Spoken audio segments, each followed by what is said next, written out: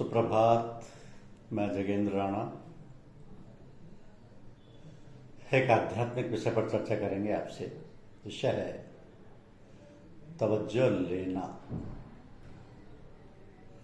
तवज्जो लेना।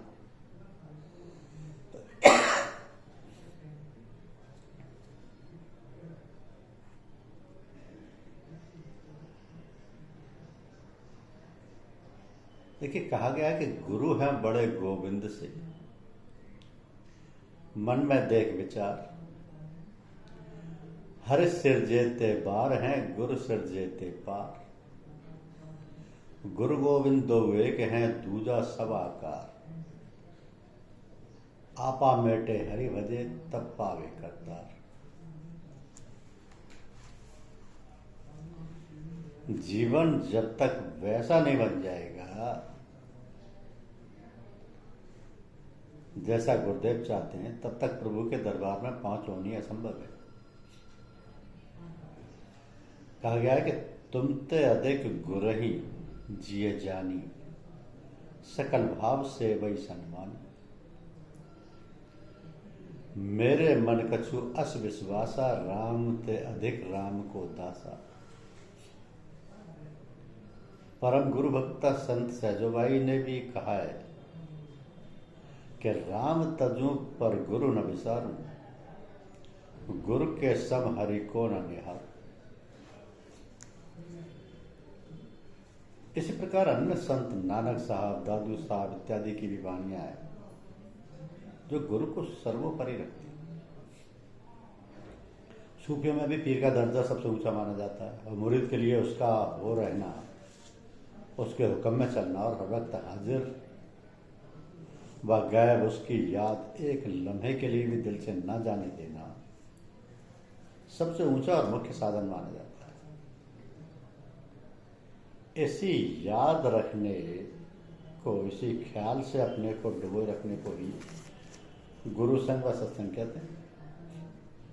तो अपने साथी साधकों के साथ बैठना साधु संग कहलाता है। सत्संग में मैग्नेटिक पावर यानी ओज शक्ति गुरु व उस महान आत्मा से ली जाती है जो उसका मुखिया होता है, और साधु संग में परस्पर एक दूसरे में पास करते हैं ताकि सब में एक जैसी अवस्था उत्पन्न हो जाए और सबके अंदर सत्य, रज और तम के गुणों में उतनी देर को समानता। ये समता ही सबसे ऊंचा साधन है। भक्ति, ज्ञान और योग की सारी क्रियाएं ऐसी समता तक पहुंचाती हैं जिसमें जीवन पर्यंत समता आ गई, वही मोक्ष पुरुष बन गया। भगवान कृष्ण के मतानुसार तो गुणों की समता से ऊंचा कोई योग साधन है ही नहीं। उपनिषदों ने इसी को आत्मयोग का नाम दिया है। प्रथम साधक पर यह दशा थोड़ी थोड़ी देर की आती है, आगे रोजाना के अभ्यास, गुरु स्मरण व साधु संघ के द्वारा उसकी मात्रा बढ़ती जाती है और किसी न किसी दिन स्थायी बन जाती है। तो जहाँ स्वभाव में समता आ गई, जिस समय हम ऐसे बन गए कि द्वंद्व यानी हर्ष, शोक, सुख, दुख, राग, देश इत्यादि हमारे चित्त को विचलित व अशांत न बना सकें, यही पद सबसे ऊंचा है और यह स्थान माया से परे का है। तो जहाँ तक माया है वहीं तक द्वंद्व है, जहाँ समता है वहाँ माया रहित शांति पद है। सत्संग से व गुरु कृपा से यहाँ तक पहुँचने में जल्दी हो जाती है, इसलिए सत्संग को बड़ा माना गया। गीता में कहा कि योगस्थ कुरु कर्माणि संग त्यक्ता धनंजय, सिद्ध सिद्धियो समो भूत्वा समत्व योगच्यते। कि कर्म करने के समय उसमें लिप्त नहीं होना चाहिए, कर्म करते जाना चाहिए और उसके फल हमारे अनुकूल होगा या विपरीत होगा उधर दृष्टि भी नहीं करना चाहिए। अच्छा होने पर हर्ष ना हो और बिगड़ जाने पर शोक ना हो, ऐसी समानता स्वभाव में ले आना ही सबसे ऊंचा योग है। क्योंकि हृदय में रहने वाले सत्य, रज और तम गुणों को साम्यावस्था में ले आना ही कर्तव्य है। इसी के लिए सारे साधन किए जाते हैं। तो जिन महापुरुषों को यह प्राप्त है वही संत है, वही मोक्ष पुरुष है। ऐशों की क्षण मात्र की संगति मनुष्य को कुछ का कुछ बना देती है, शांति के मैदान में सर पर दौड़ा देती है। महात्मा मौलाना रूम अपने शिष्यों को समझाते हैं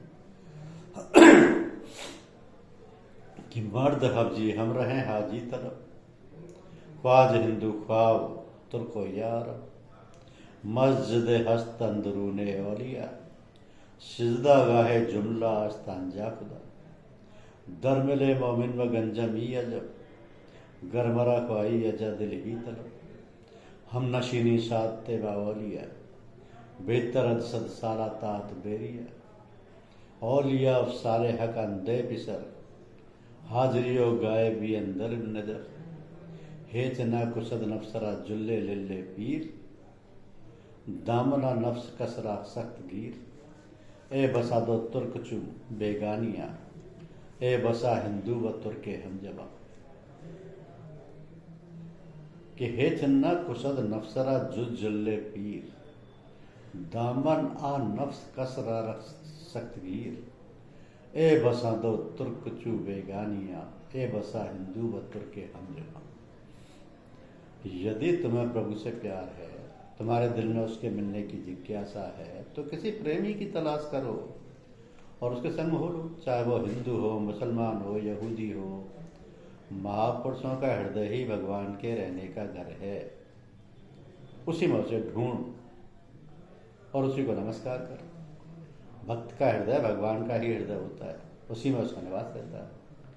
इसलिए ऐसे दिल में अपने बैठने के लिए रास्ता ढूंढते रहना चाहिए, अर्थात उसके दिल में अपने लिए प्रेम उत्पन्न कर देना चाहिए। ऐसे महान प्रेमियों को एक घड़ी का सत्संग 100 वर्ष के कठिन व निष्काम तप से भी अधिक लाभदायक होता है। ऐसे ही लोग भगवान के प्यारे पुत्र हैं। वह हर समय हाजिर व गायब अंतर्मुखी वृत्ति से अपने प्यारे मालिक को ही देखते रहते हैं और प्रेम में मस्त रहते हैं। तो इस प्रकार जिस महापुरुष ने अपने नफ्स को मेट डाला हो, उसी का दामन तो जोर से पकड़ ले, उसको ही गुरु बना ले और फिर उसी की सत्य छाया में इस मार्ग में आगे बढ़, तभी तेरा कल्याण होगा। तो जो ईश्वर से विमुख हो, चाहे वो हिंदू हो या मुसलमान, उनसे दूर रहे, वो दोनों एक से ही काफिर हैं, तो जब भी ले डूले। इस प्रकार सभी संत व सूफियों ने सत्संग की महिमा गाई है। और ये सत्संग बातचीत करना नहीं, बल्कि परस्पर सुरति की धाराओं का मिलाप करना कहलाता है। शिष्य की तवज्जो गुरु की ओर रहे और गुरु की तवज्जो शिष्य पर रहे। जिनको ऐसा सत्संग नसीब है, उसके लिए किसी तप व किसी अन्य साधन की आवश्यकता नहीं। शिष्य की तवज्जो गुरु की ओर रहे और गुरु की तवज्जो शिष्य पर रहे। जिनको ऐसा सत्संग नसीब है, उनके लिए किसी तप व किसी अन्य साधन की आवश्यकता नहीं है, केवल इसी के द्वारा उनका उद्धार हो सकता है। पर इसके लिए गुरु वास्तविक गुरु होना चाहिए। अधूरे गुरु से अथवा खाली बातें बनाने वालों से एक काम नहीं निकल सकता। पूर्ण और समर्थ माताएं से पूरा कर सकते हैं।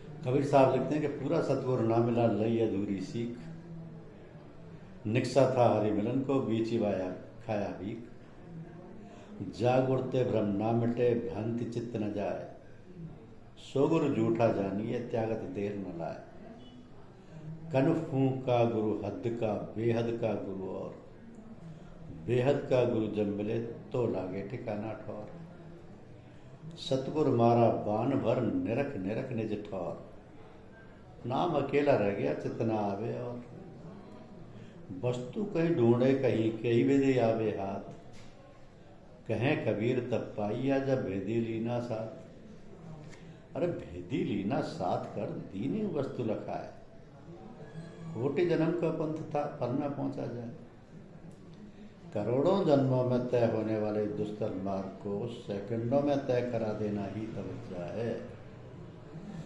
जिस प्रकार किसी बड़े आदमी के सेवक बन जाने पर उनके साथ उन जगहों पर हमारी पहुंच हो जाती है जहां पहुंचना हमारे लिए अति कठिन था, उसके संग रहने में तरह तरह के स्वादिष्ट भोजन व अन्य लोभायमान वस्तुएं भोग को मिल जाती हैं।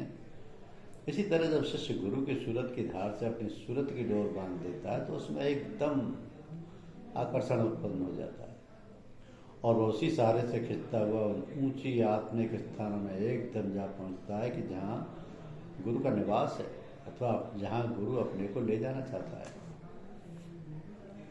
किसी अमीर ने उड़न खटोला पर बैठ के आसमान के सफर का इरादा किया था।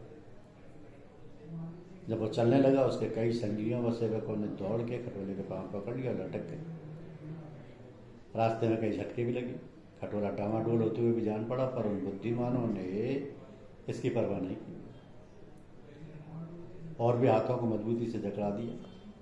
नतीजा क्या होगा? मरेंगे या जिएंगे? आगे हमारे लिए सुख है या दुख है? इस समय हम कहाँ ऊंचे को उठ रहे हैं अथवा नीचे को गिर रहे हैं इत्यादि इन बातों की ओर उन लोगों ने आंख उठा के भी नहीं देखा। तो उस प्रकार वो धीरे धीरे बढ़ रहे थे। दिव्य समीर के झोंके मन में मस्ती की तरंगे लहरा रहे थे। अचानक किसी कारणवश उनमें से कुछ की मुट्ठी ढीली पड़ी, खटोला हाथ से छूट गया और वो लड़खड़ाते हुए दम से पृथ्वी पर आ गए। कितनी चोट लगी, मरे या जिए, कांटों के जंगल में आए अथवा फूलों की सेज पर, इसका ठिकाना नहीं। परंतु ये बात निश्चय है कि वे अपने ध्येय तक नहीं जा सके। इसी तरह जिन शिष्यों ने पूर्ण गुरु का दामन पकड़ लिया है अवश्य ही गुरु धाम में पहुंचे रहते, परंतु हृदय निष्काम होना चाहिए और सूरत को मजबूती से गुरु की ओर लगा देना चाहिए ताकि गिरने का भय ना रहे और उसी के सहारे सुगमता से उठते हुए वहां जहां पहुंचे, यही तवज्जो लेना है। तवज्जो लेना या शक्ति लेने में शिष्यों को समय समय पर अपनी जांच पड़ताल करते रहना चाहिए। गुरु से विमुख हो हमारी सूरत दूसरी ओर तो नहीं भाग रही, हमारे हाथ इतने ढीले तो नहीं पड़ रहे जो उसका सहारा छूट जाए, हमारे में किसी प्रकार का अहम भाव तो नहीं उदय हो रहा इत्यादि। तो इस पर दृष्टि शिष्यों को अवश्य रखनी चाहिए, वरना वो धोखा खा सकता है।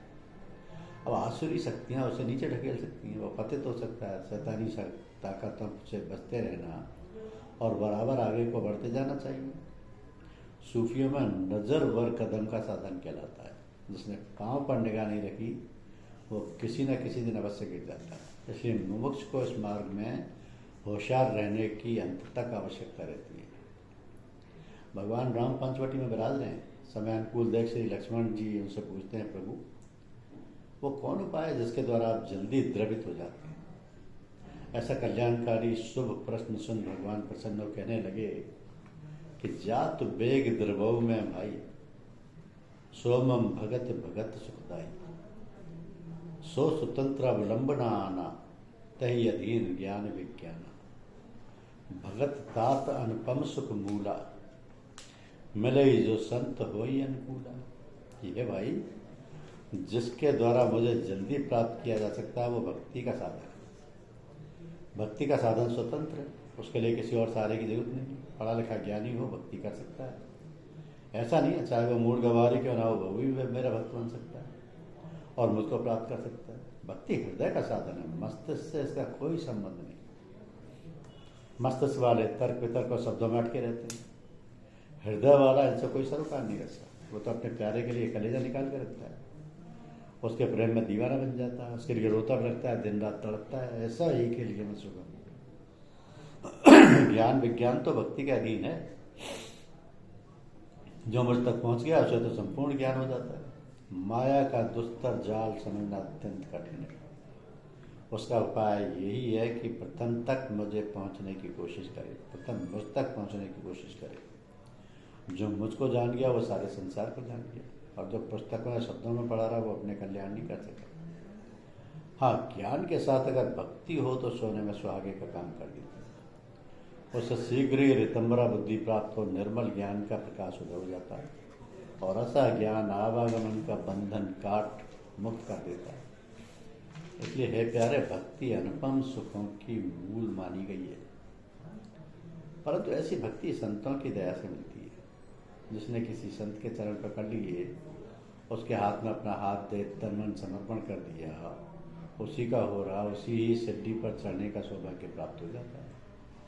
दूसरों को चाहे वह विद्वान हो चाहे मूर्ख हो, न भक्ति न प्रेम मिल पाता है और ना ही वो मुझ तक पहुँच पाते हैं। लक्ष्मण जी ने फिर पूछा कि ऐसी आपकी भक्ति किस प्रकार मिलती है, उसका साधन क्या है?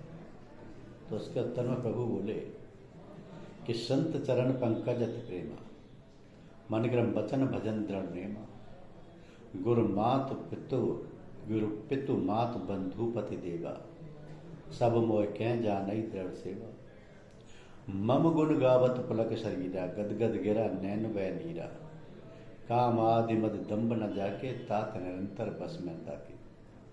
कि वचन कर्म मन मोरी गति, भजन करो निष्काम। तन के हृदय कमल में सदा करो विश्राम।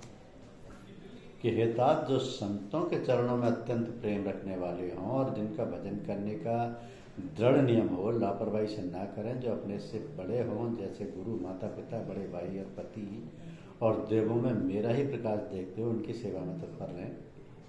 मेरे संबंध की बातचीत सुनते ही उनके हृदय द्रवित हो जाए, आंखों में आंसू भर जाए, कंठ रुक जाए, शरीर पुलकायमान हो जाए, काम क्रोध दंभ इत्यादि जिनके स्वभाव में ना रहें, और मेरी सुधि जिनके हृदय में बराबर रहे, वचन में कर्म में जिनका मन मेरी ओर दौड़ता रहे, और ऐसे भजन में कोई गरज उनकी शामिल ना हो, ऐसे भक्तों के हृदय कमल में मैं सदा ही विश्राम करता हूँ। इसी का नाम भक्ति, और ऐसी भक्ति से मैं प्राप्त होता हूँ।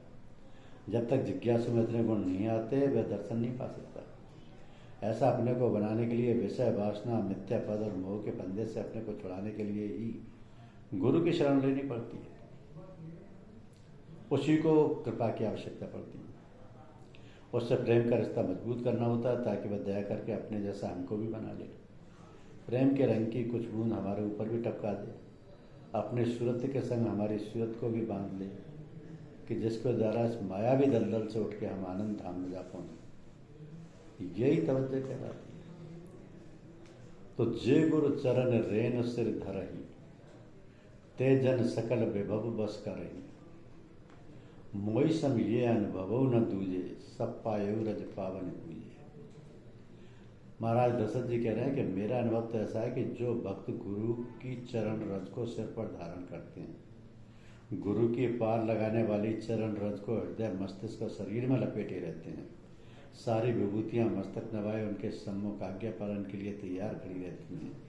अर्थात संसार और परमार्थ का कौन पदार्थ है जो उनके लिए दुर्लभ है।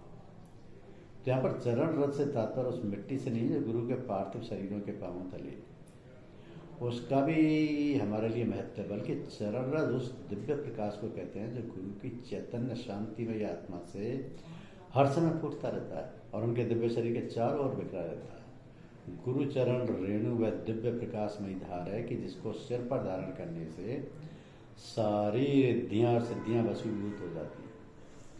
ये रज उनके चरण कमल के फूल की वह दिव्य पराग, यानी फूल के अंदर जो रेत होता है, जो वायु मोड़ ओढ़ के सुगंध फैलाता है, उसे पराग कहते हैं।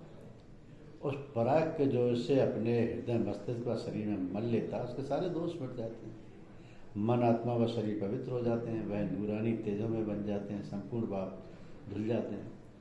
ये भक्ति ज्ञान और कर्म की त्रिवेणी है, जिसमें सज्जन या मज्जन करने से आत्म कल्याण होता है, मोक्षकारी बनता है। साधु लोग जिस तरह धूनी के राग सारे शरीर पर मलते हैं, उसी तरह ख्याल यानी मानसिक संकल्प से जो अपने शरीर पर इस दिव्य पराग को मल लेता है, उसी तरह उसकी स्थूल, सूक्ष्म और कारण तीनों देह पवित्र हो जाते हैं। दिव्य नेत्र उसके खुल जाते हैं और शरीर की शुद्धि जल से होती है, हृदय की शुद्धि सत से होती है, ऐसा शास्त्रों का मत है। परंतु ये पावन रज है कि जिसके लपेट लेने से शरीर, हृदय व आत्मा तीनों के संस्कार दग्ध हो जाते हैं और उनमें तेज आ जाता है। इसको कहते हैं तवज्जो देना। धन्यवाद।